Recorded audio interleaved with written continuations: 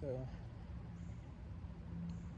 there's a couple topics I wanted to think about. One was about how everything is connected, and the other one is just talking more about the chakras. So go into the chakras a little bit more. So we have each one of these lower and upper chakras, and they all correspond with different things. So the base or red ray chakra is known as your survival or root chakra. Each one of them have two different expressions, or two different kind of ways that you can express, a positive and a negative. A positive expression is a radiation, it's a giving. A negative expression is a taking or a reception. Positive and negative does not mean good and bad. It more has something closer to do with masculine and feminine.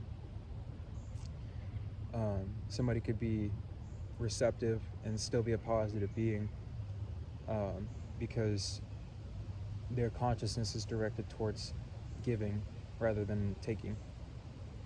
So positive and negative being two of the forces of the universe.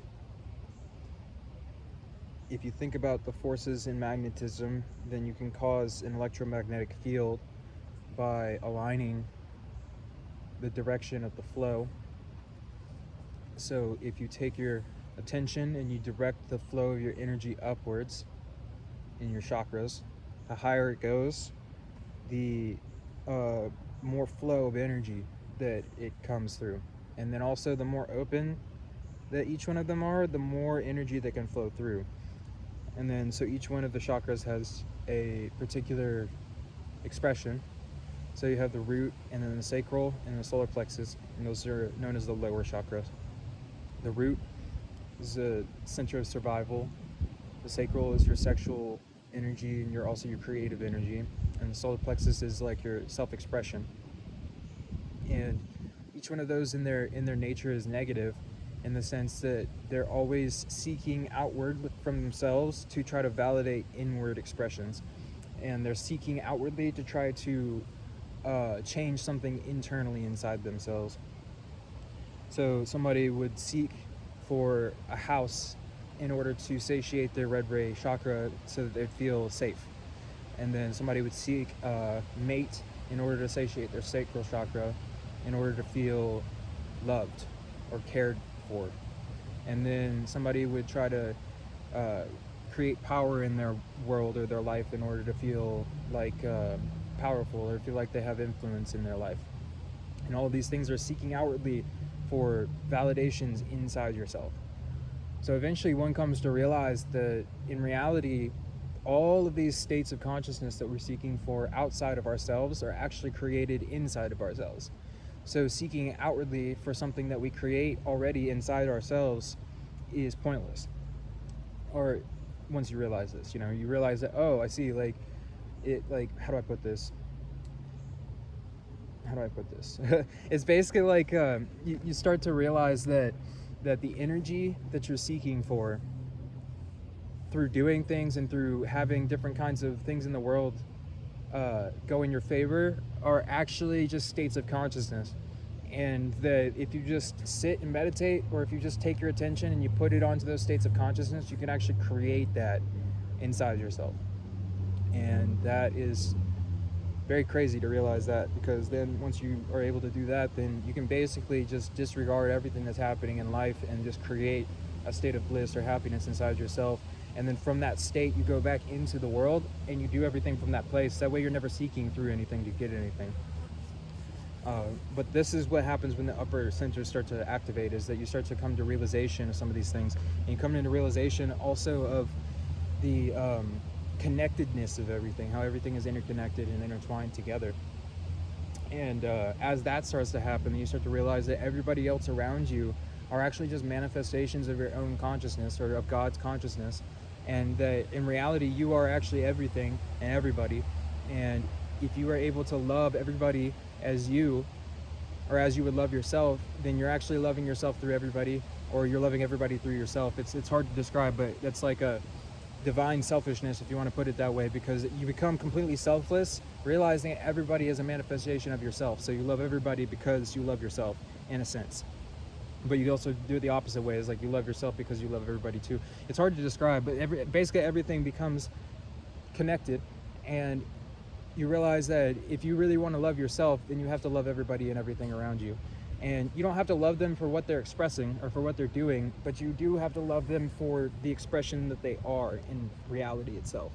So not so much for what it is that they're doing per se, but for the fact that they exist in the first place, and that as a part of God, which is existence, consciousness, bliss, as a part of that being that's existing is one with that. And if you're going to worship and love God, then you have to love that being, which is God being that being too. And then so it's just like kind of like subtly bringing your layers of love into different understanding as you move higher and higher in these centers. So in the heart, you start to realize everybody's the same thing. They're all God expressing through these different forms. And so in order to love God, you start to love everybody and everything. And by yourself, when I say before, like, you love yourself, that's why I say divine selfishness, because that self that you're loving is not you, it's God that you're loving through you. So it's not like you're intensifying your ego by doing that. You're actually dissolving your ego, because your sense of self is expanding into everybody and everything around you. So that as you go higher in these centers, your reality becomes more centered towards experiencing yourself as everybody and everything, rather than experiencing yourself separated from everything, trying to connect into it. You basically come to realize that the nature of reality, on the surface, it seems like it's outward, and like you need to go outward in order to find the answers, but in reality it's actually the opposite of that, inside yourself, where you come to realize that all of this stuff's happening in consciousness, and through consciousness this stuff is showing you aspects of your own internal self. So through these manifestations outside of ourselves, we are learning about what is inside of ourselves. And that inside of ourselves is not like a physical thing, like my mind, it goes into thinking like, oh yes, like if somebody has, a hellish scape inside their own consciousness, then they'll create that state outside themselves. But it's not always like that. It's sometimes it's like they create a state of suffering inside themselves, even they're in a perfect environment, quote unquote. And the reason is because they don't realize that the happiness that they're looking for is actually being created by them. And the only reason that they're not able to have it right now is because they won't allow themselves to feel it, because their mind is telling them that something needs to happen in order for them to experience that happiness, instead of just being able to create it for no reason, or for the reason would be just because you want to experience it. And your mind can be so powerful in the sense of like thinking that it doesn't deserve happiness, or that it needs to do something special in order to deserve happiness. So it can just perpetuate suffering for itself indefinitely, until it starts to realize that it just needs to allow itself to feel happy. And then from that, it will make everything easier, and it'll make also things in your life manifest better too. It'll make things everything will just kind of go smoother. Like other people will be nicer to you, like you'll have positive experiences, you'll have more kinds of like it'll seem like the universe loves you and wants to nurture you and help you, instead of feeling like you're in a hostile universe that you need to defend yourself in all the time. Yeah, so basically this part that I'm saying now is just trying to explain how everything is connected into itself. And when you love everything, then you love yourself. And when you love yourself, then you know that you need to love everything. So through loving everything, you'll realize the love that's inside yourself that you've been seeking through everything.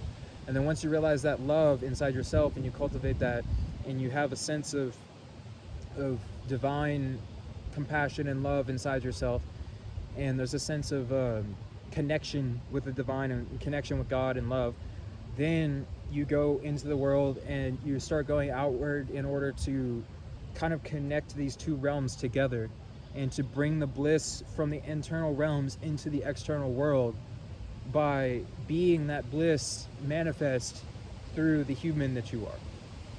So yeah, that's about it with that one for right now, but I'm gonna go into a couple more things today too, because I'm just feeling like making these videos right now. So God bless.